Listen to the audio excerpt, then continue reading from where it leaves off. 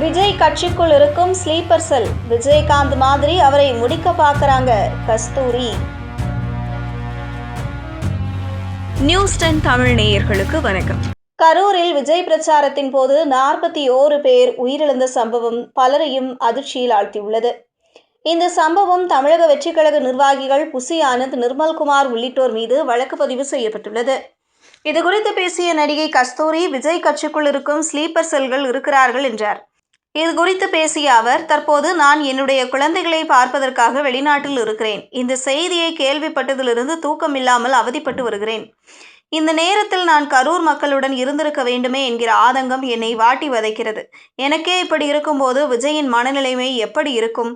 சம்பவ இடத்திற்கு ஏன் விஜய் வரவில்லை என்று பலரும் கேட்கிறார்கள். விஜயை எந்த வகையில் தடுத்து வைக்கப்பட்டிருக்கிறார் என்பது யாருக்கு தெரியும்? நான் கைது செய்யப்பட்ட பிறகு ஒரு நிகழ்ச்சியில் நான் கலந்து கொள்ள வேண்டியிருந்தது.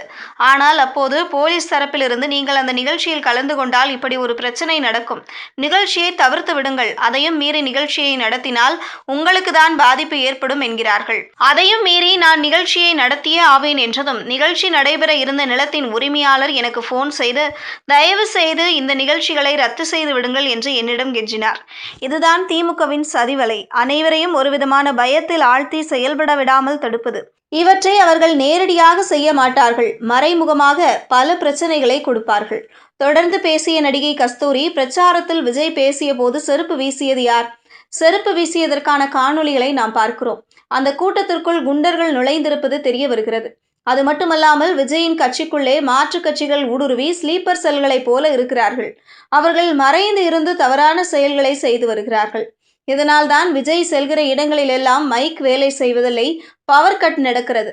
விஜய் கரூர் பிரச்சாரத்துக்கு 10,000 பேர் தான் கூடுவார்கள் என அனுமதி கேட்டு இருக்கிறார். ஆனால் அந்த பிரச்சார கூட்டத்திற்கு 25,000 பேருக்கு மேல் வந்திருக்கிறார்கள். விஜயின் பலம் என்னவென்று அவருக்கே தெரியவில்லை. ஆனால் விஜயின் பலம் என்னவென்று திமுகவிற்கு தெள்ள தெளிவாக தெரிவதால் தான் இப்படி ஒரு விஷயத்தை அவர்கள் கையில் எடுத்திருக்கிறது. ரஜினியை மூளை செலவை செய்து கட்சிக்கு வரவிடாமல் செய்து விட்டார்கள். அதே போல கமலஹாசனை சரசமாடி பின்வாங்க வைத்து விட்டார்கள். வைகோ எதிர்க்கட்சி தலைவராக இருந்தபோது அவர் எங்கு சென்றாலும் கூட்டணி விளங்காது என்று அவரை காமெடியன் ஆக்கினார்கள். பின் வைகோ அவர்களின் கூட்டணியில் ஐக்கியம் ஆன பின்தான் விமர்சனத்தை நிறுத்தினார்கள். இப்படியான பலவிதமான மூளை சலவைகள், சரமாடுதல், மிரட்டல்கள் என விஜய்க்கு நடந்திருக்கிறது. இதற்கெல்லாம் அவர் செவி சாய்க்காததால் விஜய் இந்த நிலைமைக்கு தள்ளப்பட்டிருக்கிறார்.